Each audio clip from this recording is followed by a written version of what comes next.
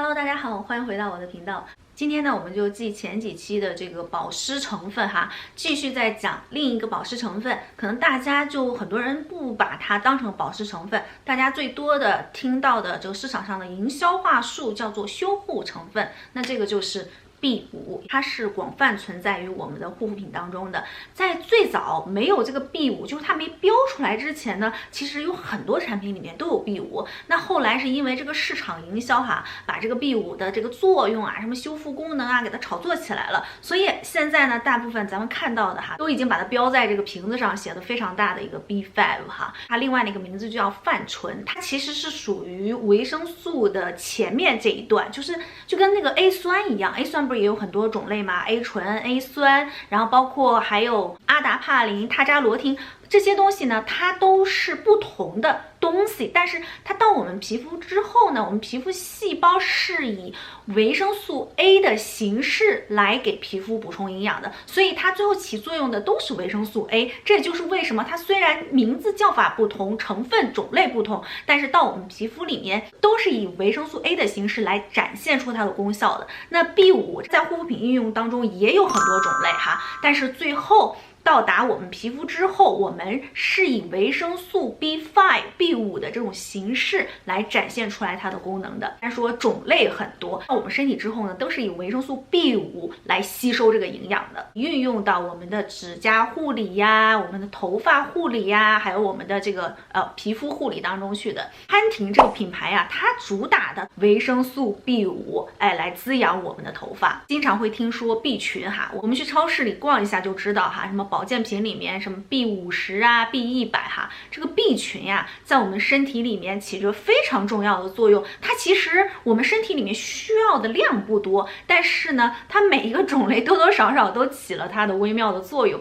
在护肤当中运用的维生素 B 哈，主要就是 B3，大家应该知道就是烟酰胺哈，然后再加上今天咱们讲的这个 B5，那还有一个就是 B7，也叫做生物素哈。咱们在女性的这些护发、护肤、护指甲的这种保健品里面经常能看到。那 B5 的分子呢是在205，这样看来它也是比较容易可以进入到我们的皮肤当中的。它因为也是我们身体里面自己就能产生的物质哈，科学都是从我们身体本身出发，然后看我们身体里面有什么，从而去模拟、去创造出来这样子的成分，来重新又用回到我们的人体当中去。B5在大部分人的印象中啊，它都是一个修护成分，其实它还是可以促进胶原蛋白的产生，它可以促进成纤维细胞的增殖。那这个作用是不是听起来非常熟悉呢？没错 ，A 酸呢，它也是有这样的作用的。那 B5 呢，它是在一定程度上可以促进成纤维细胞的合成。真皮层成纤维细胞多了，它自然而然分泌的胶原蛋白也就多了，所以它在一定程度上 B5 是有抗老的功效的。它在促进成纤维细胞的这样正常的代谢过程中呢，它就促进了我们表皮皮脂膜的健康。所以你可见它的作用哈，咱们先不讲它有什么修护作用，修护作用主要是它可以促进我们的这个油脂膜处于一个正常的状态，因为大部分皮肤在受损的状况下，无论是在炎症啊，还是在角质过度剥落、皮脂膜缺损的这个状态，皮肤就可能诱发各种各样的这个问题和炎症哈。B5 呢，它是能从根本上可以促进我们的皮脂膜的这个产生哈，可以起到帮我们保护好表皮，让我们的皮肤在里面更好的这个修护。同时刚才也说了，它可以促进胶原蛋白的产生，非常好渗入到皮肤深层，起到深度保湿的作用。以上这种种的功效呢，它也可以促进伤口的愈合，因为它可以促进真皮成纤维细胞的增殖，让你的这个皮肤更好的愈合。那另一边呢，它又可以分泌健康的这个油脂膜，在外界起到一个防御保护的这样的作用。除此之外呢，它还可以帮我们润滑表皮，就让皮肤变得更柔软，更具有光泽。那同时呢，它还有一定的这种抗炎效果。其实它这个抗炎效果一部分也是来源于它对这个油脂膜分泌的重要性。所以如果你有什么湿疹啊、皮肤过敏啊、刷酸过度啊、角质剥落过度啊，或出现一些玫瑰痤疮啊，就是有任何的因为外面表皮破损、受伤，出现了种种干燥、红痒的状况呢，都可以去使用这个 B5。如果你有晒伤，这个紫外线晒伤其实它是很深层的，它一部分能把我们的表皮晒坏，同时呢，它也能把我们的真皮晒伤。那这个 B5呢，因为说了嘛，它可以增进真皮细胞的生长，所以它对晒后的修复有非常非常好的作用。我自己的经验，我今年夏天一直不是在外面晒太阳嘛，之后我的这个身上也蜕了一层皮，胳膊、肩膀都开始蜕皮。那夜间呢，用一些 B5和氧化锌的成分，它对皮肤的修护起到非常非常明显的作用。包括如果你要做一些医美项目哈，无论是激光啊，还是说破皮的这种项目，都可以用一点 B5面霜来加快我们的皮肤的修护，抗老作用不要被忽视了。这段时间我自己也在做一个密集型的果酸焕肤，那用完果酸焕肤之后呢，你比较脆弱的地方啊，都是可以去用一些 B5的，因为果酸焕肤它已经帮你打开你的皮肤大门了。B5本身它只有205的分子质量，所以它也是更容易被我们的皮肤所吸收。期待一下皮肤在整个焕肤的过程中，从表皮到真皮都起到一个全面的升级，大家可以试一试啊。再一个就是口服 B5。现在是有一丢丢的数据可以证明你口服 B5是可以起到祛痘的作用。听好了啊，不是外用，是口服。就我自己而言我长了将近10年的痘痘，我中间试过很多种，当然了，这个 B5我也是吃过的。对我来讲的话，它的用处并不大。那之前也不知道，别人说什么有用了就去尝试尝试，长痘嘛，是吧？只要说什么有用，我只要能买得到，我就一定要去尝试一下。但是呢，现在我才知道长痘痘这个事儿它不是那么容易可以理解的。因为长痘这个问题大部分绝大多数来源于肠胃问题。那为什么有些人吃 B5就对痘痘有效果呢？我们这样来理解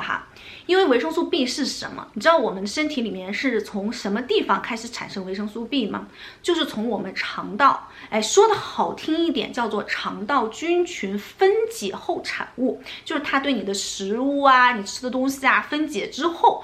产生的这个 B5。维生素 B， 那说的不好听一点，就叫做这个益生菌的粑粑。当你肠道出现了问题，在整个食物代谢的过程中都会有问题。那不一定我们的问题出在哪一步，有可能我们的食物并没有完全的代谢，到达肠道之后呢，那益生菌因为你没有代谢，那益生菌就没有办法去帮它分解。这就有可能造成你的维生素 B 的缺失，也有可能是不是你的肠道菌群的紊乱，缺少益生菌。那从这样的情况下来看，它也没有办法产生足够的维生素 B。所以维生素 B 这个件事儿其实我们大部分人，绝大多数人都不会缺失维生素 B 都是足够的。除了有一些比如说吃素的人，他有一些种类的维生素 B 是不存在的，所以要额外的补充。那除此之外，大部分人群是不缺这个东西的。我是不建议大家为了去治痘去大量的服用这个维生素 B5的。但是呢，因为维生素 B5它是什么？它是水溶性的，反正你吃完之后身体没有办法代谢呢，你就从尿里面就排出来了。那这样看来也不会对身体产生特别大的伤害，但是总会给肾一个负荷，对吧？所以我是不建议大家去大量的去服用。如果你有这样的想法的话，你可以去在治痘的过程中去咨询一下你的医生，看看你是不是需要去补充一些这个维生素 B5。除了保健品之外呢，我们可以通过日常的饮食去给自己补充一些维生素 B5。我们要先保证我们的肠胃是一个健康的状态。上期视频咱们讲了这个尿素我们要养好肝。其实养肝和养肠胃是一样重要的，甚至我认为养肠胃比养任何地方都重要，因为任何地方的营养都是从我们肠胃第一步要输送过去的。在这种社会，大部分人都是亚健康人群，我们的大部分问题都是出现在肠胃，所以保养好肠胃你就不会缺任何的这种维生素 B。最后呢，给大家分享几款我自己用着不错的 B5 产品，这个大名鼎鼎的理肤泉这个 B5 修护霜哈。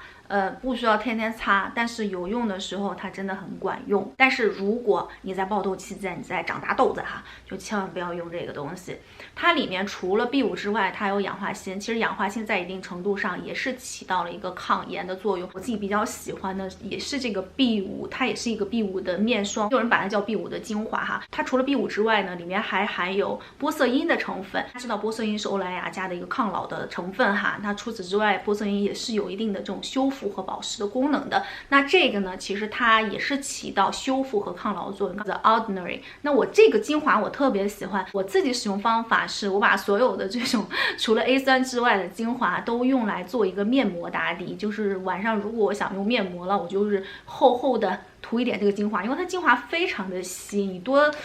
涂2遍哈，然后涂在脸上之后呢，再加上一个面膜，就起到一个封层促渗的这样功效。那它里面是有氨基酸和 B5 的，这个我已经回购无数瓶了。建议所有的刷酸的姐妹们，不管你是使用血杨酸啊、果酸啊，还是长期使用 A 酸的朋友，都有可能因为自己的身体皮肤的状况，或者是换了一个地点或者换季哈，出现这样那样的一个皮肤的问题。因为我们经常用酸的人，他的皮肤的状态其实是一个不太稳定的状态。我建议大家去准备一些这种 B5 的产品放在家里。以上就是今天视频的全部内容。如果这支视频能帮到你的话，别忘了帮我点赞和关注哦。那我们下期视频再见喽，拜拜。